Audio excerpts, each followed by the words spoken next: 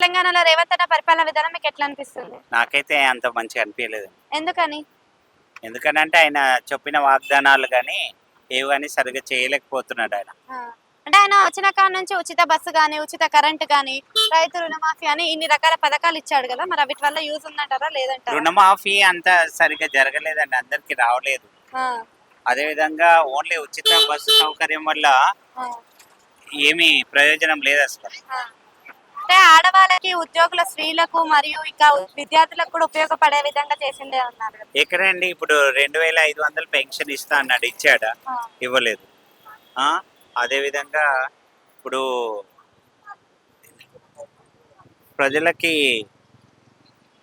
ఇప్పుడు ఉద్యోగ అవకాశాలు అవన్నీ అంటున్నారు. అప్పుడు టీఆర్ఎస్ గవర్నమెంట్ ఉన్నప్పుడే వేసాడు కదా కేసీఆర్ గారు. మరి అట్లాంటప్పుడు అంటే ఇప్పుడు పెన్షన్ హైడ్రా వేయలేదు. అని ఒక సిస్టమ్ ని తీసుకొచ్చింది కదా, దాని వల్ల యూజ్ ఉందంటారా లేదంటారా? హైదరాబాద్ అంటే దీర్ఘకాలం ఇప్పుడు యూజ్ ఉండకపోవచ్చు, కానీ ఫ్యూచర్ లో అది మంచి పద్ధతే, దానికేమి కానీ ఇప్పుడు ఖండన లేదు. పీపుల్ అంతా కూడా రివర్స్ అవుతున్నారు కదా. కానీ పేదవాళ్ళకి ఏదన్నా న్యాయం చేసేసి దాన్ని సక్సెస్ఫుల్ గా చేయాలి ప్రోగ్రామ్. కానీ డబుల్ అక్కడ బెడ్రూమ్స్ ఇస్తా అంటున్నాడు కదా. డబుల్ బెడ్రూమ్ ఇస్తే ఏం సరిపోతుందండి? అలవాటైన వాళ్ళకి, ఉన్న వాళ్ళకే ఇల్లు వస్తున్నాయి, లేని వాళ్ళకి ఏం లేదు. Thank you.